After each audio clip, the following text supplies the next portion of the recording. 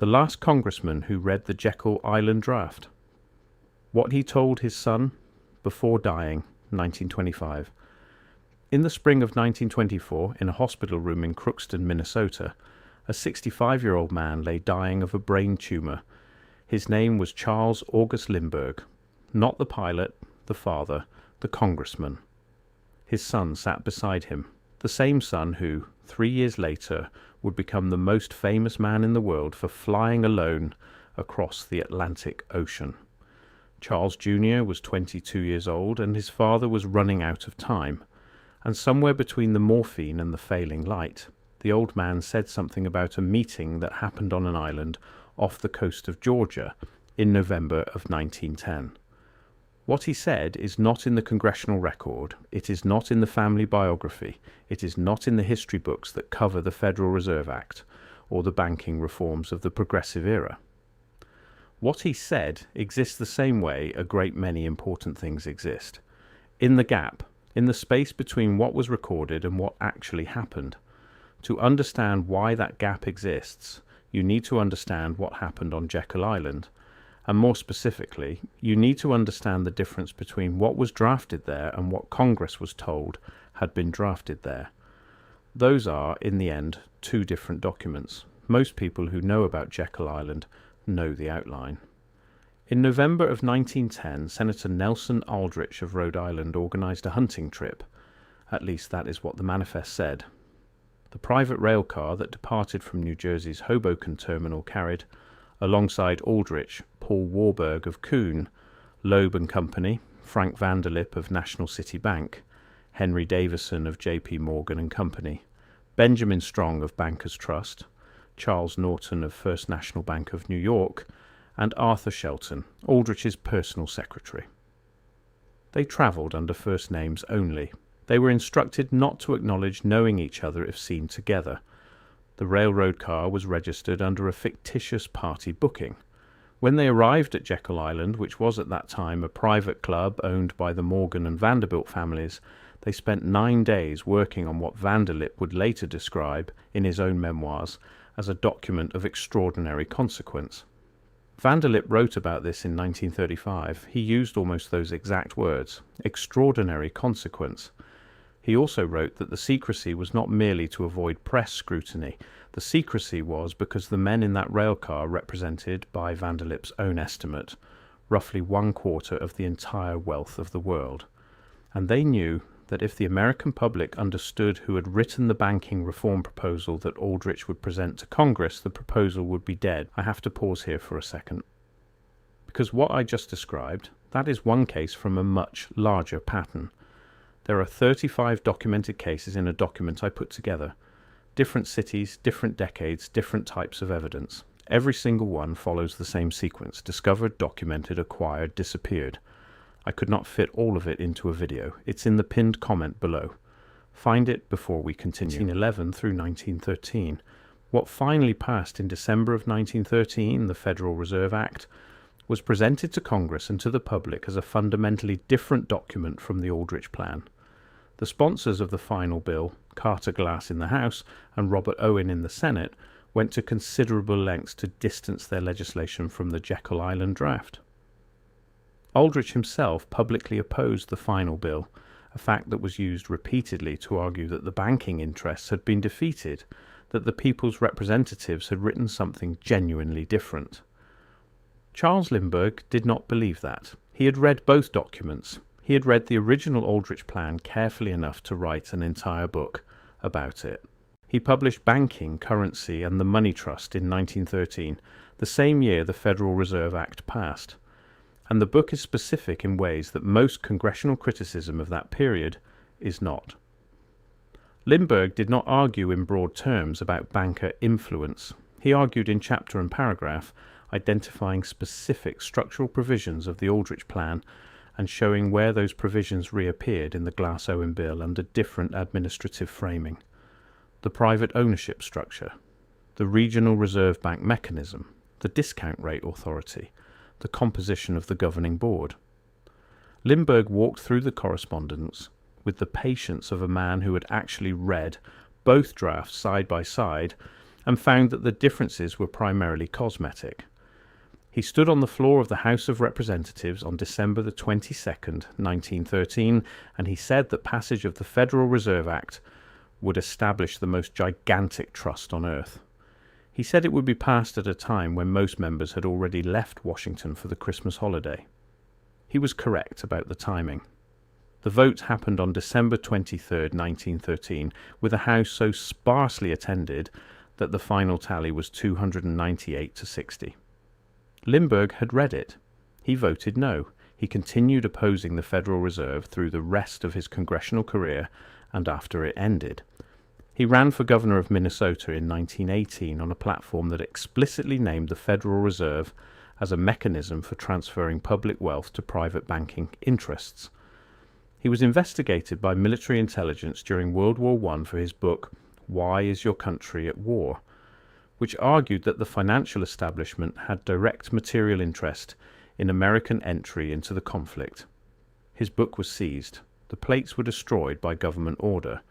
The book itself became difficult to find. This is the pattern of absence again. Not dramatic, not conspiratorial in the Hollywood sense, just the quiet structural disappearance of a specific kind of evidence. A congressman writes a detailed sourced critique of the most significant financial legislation in American history. The plates are destroyed. The book is suppressed. The congressman loses his gubernatorial race. 6 years later, he is dying in a Minnesota hospital room, and his son is the only one listening. What did he say? There is no transcript. There is no letter.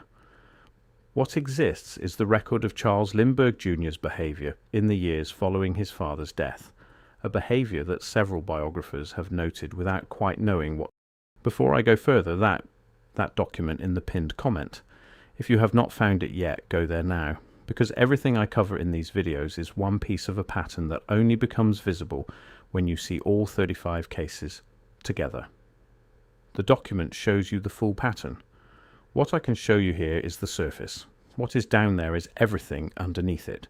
Pinned comment, now, then come back. That framework did not come from nowhere.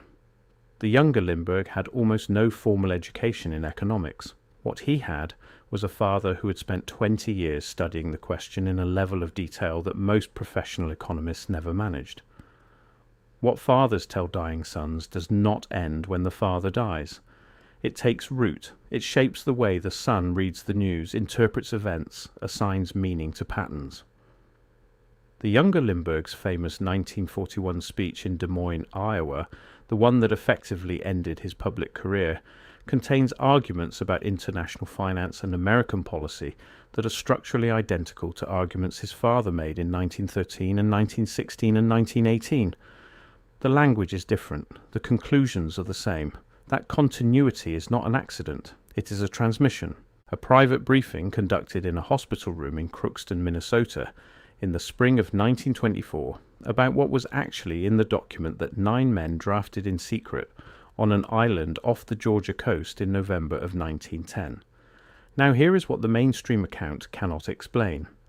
If the Federal Reserve Act was genuinely different from the Aldrich Plan, different in substance and not merely in sponsorship and terminology, then the system's behavior in the decade following passage should show evidence of that difference. What the Federal Reserve did between 1913 and 1929 is not consistent with the first description. Between 1913 and 1920, the money supply expanded dramatically. Cheap credit flowed, land prices rose, commodity prices rose. A speculative environment developed across multiple sectors of the American economy. Then, beginning in 1920, the Federal Reserve contracted credit sharply and rapidly. The contraction was deliberate. The meeting minutes that describe the decision-making are part of the public record. What those minutes show is a board acutely concerned with protecting the position of member banks, which Lindbergh had identified as the same private banking interests who gathered at Jekyll Island in 1910. The contraction of 1920 and 1921 produced a severe recession that wiped out large numbers of small farmers and independent businesses. The banking sector, which held collateral against those loans, absorbed assets at Depression-era prices. Then the cycle repeated. Credit expansion through the 20s, the famous roar, then contraction beginning in 1929. And what followed 1929 you already know. Lindbergh Sr. did not live to see 1929, he died in May of 1924. But in banking, Currency and the Money Trust, written 11 years earlier, he described exactly this mechanism. Credit expansion to inflate asset prices, credit contraction to trigger defaults, acquisition of distressed assets by the institutions that controlled the contraction. He described it as if describing a machine, because he believed it was a machine, and he believed the machine had been designed at Jekyll Island, and he believed the design had survived the congressional process intact, dressed in different language but structurally unchanged. His son then listened. The son flew the Atlantic. The son became famous. The son made speeches that ended his public career. And the arguments in those speeches, stripped of the context that made them radioactive in 1941, are structurally the same arguments that a Minnesota congressman made in 1913 when he stood in a largely empty House chamber on the 22nd of December and told his colleagues that they were about to hand the money supply of the United States to a private institution whose principals had drafted the legislation in secret on an island that most Americans could not find on a map. The vote happened the next day. The bill passed. The president signed it on the 23rd of December 1913 at 11:30 in the evening. 11:30 in the evening, 2 days before Christmas. There is no great mystery about why the record is incomplete.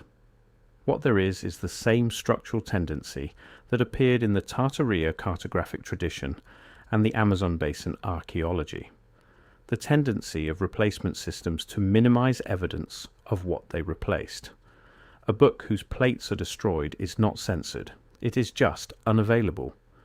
A congressman whose speeches are not anthologized is not silenced. He is just forgotten. A deathbed conversation has no witnesses other than a 22-year-old son who will go on to become famous for something else entirely. The gap is not dramatic, it is just persistent. What we have is the book. What we have is the congressional record.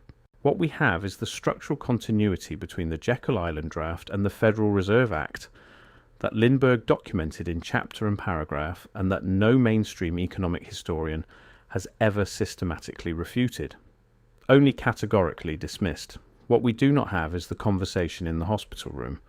We do not have whatever it was that the father decided in the last weeks of his life was important enough to pass to his son rather than take into the ground with him.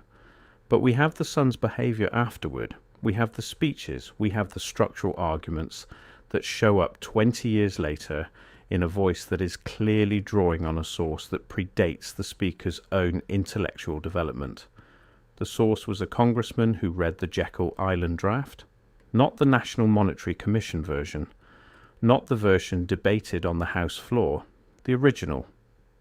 The 9-day document produced by 7 men on a private Georgia island who travelled under first names because they knew what they were doing could not survive public scrutiny.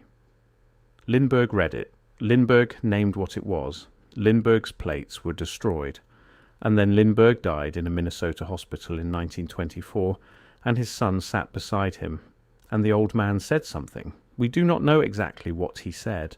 We know what it produced. We know the shape of the knowledge the son carried out of that room, because we can see it in everything the son did afterward. The transmission was successful. The record of the transmission is gone. That is how managed ignorance works at its most elegant. Not through force, not through fire. Through the patient structural tendency to let certain conversations happen only once and in private, ensuring that the man with the most to say about the most consequential financial legislation in American history spent his last coherent hours speaking to an audience of 1 in a room that had no stenographer, with the door closed. The door has been closed for 100 years. The congressional record is still public.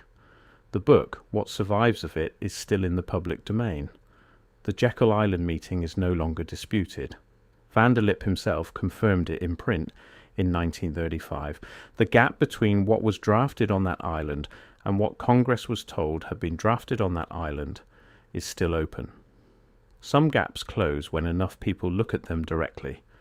If this raises questions your usual sources do not answer, the congressional record from December 1913 is publicly available. Banking, currency, and the money trust is in university libraries and digital archives. The gap is not hidden. It is just not mentioned in the places most people look. Stay curious, stay skeptical. We will keep looking.